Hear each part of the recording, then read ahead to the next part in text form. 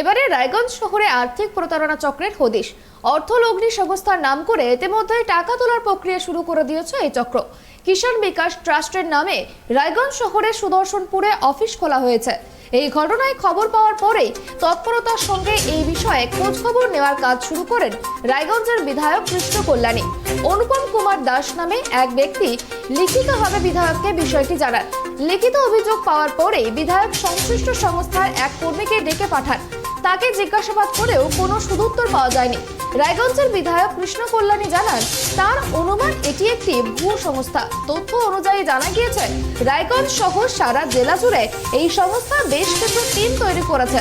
বেতনভুক্ত চাকরির কথা বলে প্রত্যেক জনের কাছ থেকে রেজিস্ট্রেশন ফি বাবদ ১৫০০ টাকা করে আদায় করা হয়েছে। পুরো ঘটনাটি জেলা প্রশাসনকে জানিয়েছেন বিধায়ক।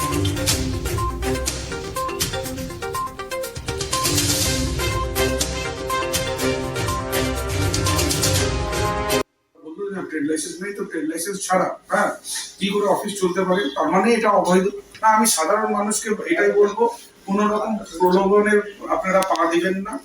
কেননা আপনারা বিগত দিনে দেখেছেন অনেক মাইক্রো ফাইন্যান্স কোম্পানি বলে যে পরিচিত যারা নারদা, সারদা, রোজ ভ্যালি, এরা পাবলিককে চিট করেছে। তো আপনাদের টাকা আপনারা সুরক্ষিত রাখুন। আপনারা সরকারি ব্যাংক কিংবা সমবায়ে আপনাদের যদি ইনভেস্টমেন্ট করার থাকে সেখানে করুন, পোস্ট অফিসে করুন। কিন্তু এই ধরনের মানে প্রাইভেট কোম্পানিগুলোয় আপনারা টাকা ইনভেস্টমেন্ট করবেন না। এদের মানে ভ্যালিড কোনো জাস্টিফিকেশন নেই, এদের কোনো সরকারি রেজিস্ট্রেশন নেই।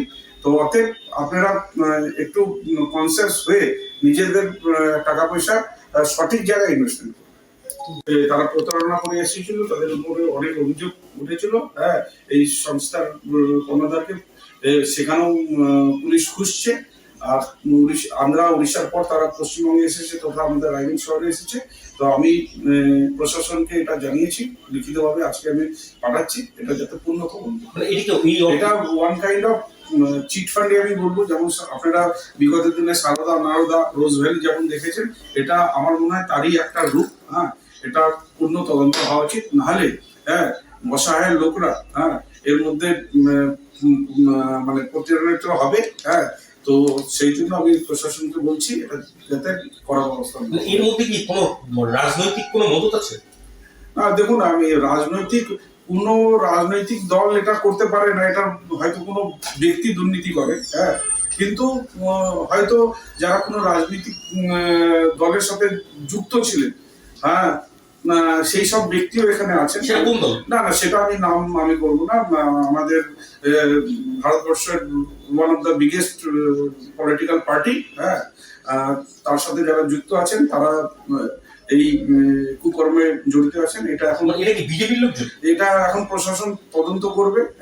আমি এটা প্রথমে বললাম, কোন রকম দুর্নীতি রাজনৈতিক পার্টি করে না, সেটা ব্যক্তি করে। তো এটা কোনো ব্যক্তির দুর্নীতি, আমি এটুকু বলবো, এই ব্যক্তির দুর্নীতির এগেইনস্টে তদন্ত হবে। কতজন আছে এটা দেখুন, একটা র্যাকেট আছে। আজকে রায়গঞ্জে আমরা দেখছি একটা অফিস করেছে, এখানে ৩-৪ জন ৫ জন আছে। রায়গঞ্জে আছে, কালিয়াগঞ্জ আছে, বিভিন্ন জায়গায়। কোথায় আছে? এটা রায়গঞ্জের রয়্যাল এনফিল্ডের পিছনে এদের অফিস রয়েছে। সুদর্শন।